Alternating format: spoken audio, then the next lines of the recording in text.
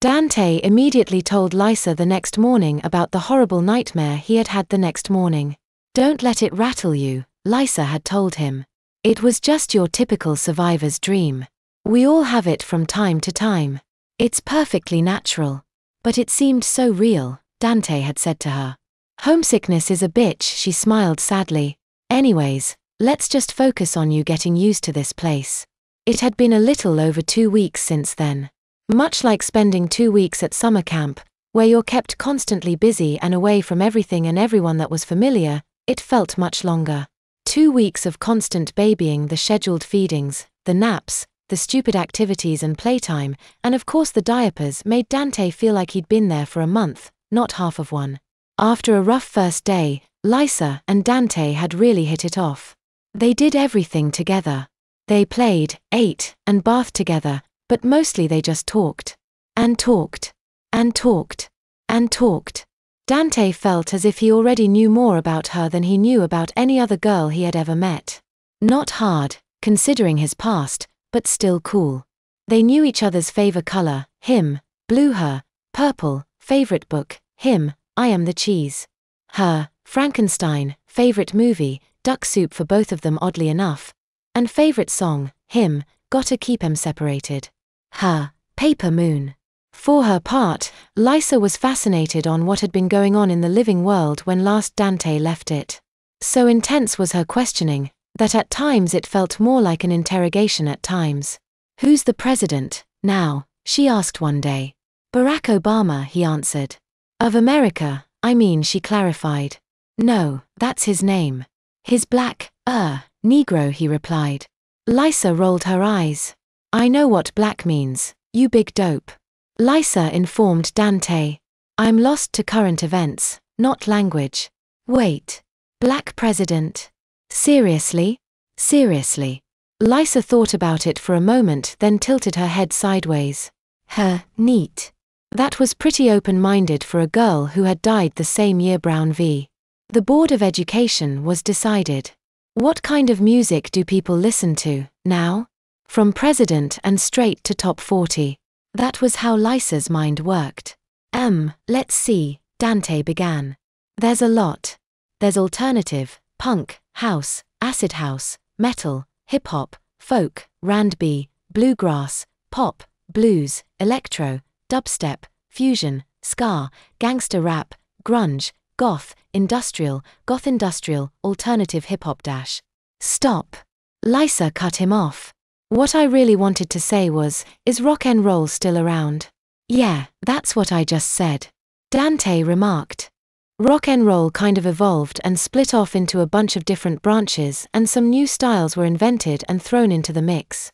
"Your rock and roll is all on the oldies stations now." That had him a playful shove that knocked him flat. Playful. Yeah.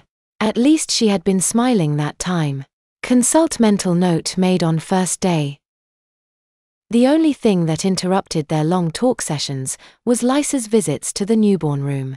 She visited Caroline once a week. Unlike the first time, she visited her baby sister alone, leaving Dante and Midori without her presence. That didn't mean Dante was ever truly unsupervised though. Another Judy always came to watch over Dante while Lysa and the Judy in the nursery scrubs had been gone.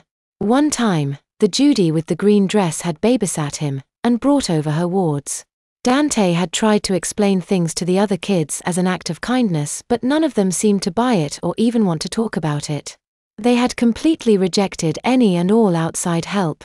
By then, they had all also developed an unconscious need to have something in their mouths at all times. Dante didn't bother to learn their names. Soon enough, he figured, they wouldn't need them anymore. As Dante sat in the high chair today, awaiting his next dose of mush and milk, he couldn't get Lysa out of his head. All in all, she was pretty damn cool. Not just for a girl, for anybody. If only. Crap. Was he starting to crush on a dead chick? Worse yet, was he starting to get a crush on a girl who, were she still alive, was old enough to be his grandmother? Was Lysa a GILF? One thing at a time, Dante. One thing at a time. The Judys had also caught on to their blossoming relationship, friendship. The Judy who watched over them regularly had dressed them similarly every day this past week, usually modifying them so Lisa's outfit was decidedly more feminine. When Dante was put in a green onacy, Lisa had been dressed in a pink one with a completely pointless skirt attached. When he had been dressed in a blue romper with a baby bee on the front, she was put in a pure white romper with a violet on the front. When she was clothed in a frilly purple dress with puffy sleeves, they dressed him in navy blue shortals with a baby polo shirt, yes, something resembling pants. This morning, as Midori chomped away on her not-quite baby cereal in her bib and yellow checkered sundress, Dante and Lisa were wearing solid, blue and purple baby t-shirts and diapers. What sicko invented these, anyways? The shirts didn't even pretend to cover their diapers. The hemline of the shirt literally stopped centimeters from the diaper's waistband. There was literally no concealment whatsoever. If he and Lisa had been wearing shirts like that as teens, he would have been called gay and she a slut. Right now, they were adorable. Stupid fucking backwards double standards.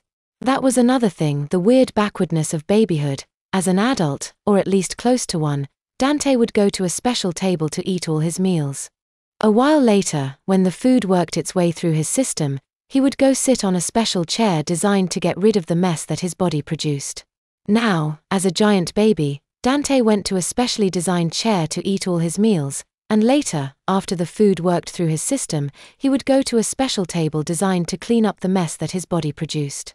All he needed right now was a bad Russian accent, and he could be a big baby Yakov Smirnov. In Soviet Russia, diaper change you. Maybe that was Dante's anchor, social commentary and ironic inner monologues.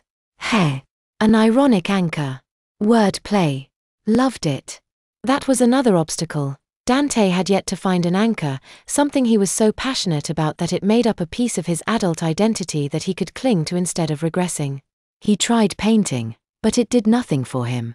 He just wasn't any good at it. It's not about talent, Vivian the painter girl had told him. It's about loving what you're doing. I couldn't paint for beans when I first got here. I had always wanted to try though. This is what a decade of practice will do for you. She held up a finger paint recreation of Van Gogh's Starry Night. It's not even about improvement. Kevin the Play-Doh kid added later that day. I've been here for about 18 years, and this stupid doll is the best thing I can make. He pointed to the Mr. Bill look-alike, as well as several more identical versions on the plastic playmat. The thing is, every day, this junk gets torn apart, rolled back into little balls, and stuffed back into the containers. My goal is to see how many I can make in a given day. Maybe eventually, I'll make so many that the nursery will run out of Play-Doh, or the Judys will get tired of cleaning up after me and leave these creepy little things be. I know it's a Sisyphean task, but it keeps me going. What? I died as a 9-year-old, so I can't know the meaning of the word Sisyphean? Even Jamal had added in his 2 cents. Look man, find something to pass the time besides cuddling with teddy bears and pissing in your britches. This place is like any joint, you can make it if you just find a way to pass the time without losing your mind. Oh yeah, and fuck you. Dante had tried everything with little to no success. Forget learning sign language. Playing with blocks has the exact opposite effect on him, as he felt especially juvenile with those. He must have played with blocks a lot as a real infant. He had never had any little brothers or sisters, so playing with actual babies just felt awkward and bored him to tears. Even his walker was losing its initial thrill. Playing pretend car just didn't compare to the genuine article and made him seem more infantile. He needed something real to hold on to. Speaking of pretend, playing dress up seemed asinine to Dante.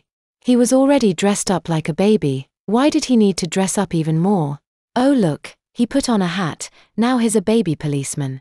Oh joy, a white coat, now he's a baby doctor. Whoa. Thank goodness he hadn't regressed too far, so he could still maintain a difference between dressed as a baby and just dressed. But Dante had regressed, anyway. Not as fast as some had, though. The 3 rebels from his first day now sat comfortably in cradling high chairs, dressed in baby clothes and bibs and behaving well. When they talked at all, it was in short bursts with infantile language and pronunciation, such as please and thank you. Dante swore he saw the Judy in the green dress mouth the words "not long now" to her fellow angel nannies. Dante was slipping, still. He could feel it. On more than one occasion, Dante had been genuinely surprised when a Judy checked his diaper and found it wet. Originally, he had enough warning from his bladder to know that the dam was bursting. That was happening less and less. Now he was constantly worrying whether or not he was wet or dry. He literally had to rub the front of his diaper to be able to tell. Hell, he was beginning to be unable to tell the difference between wet and dry at all. Even the smell of a wet diaper didn't register to him anymore. It was like when you're in a chain smoker's house so long that you don't notice how everything in there smells like smoke until you step inside into the clean fresh air.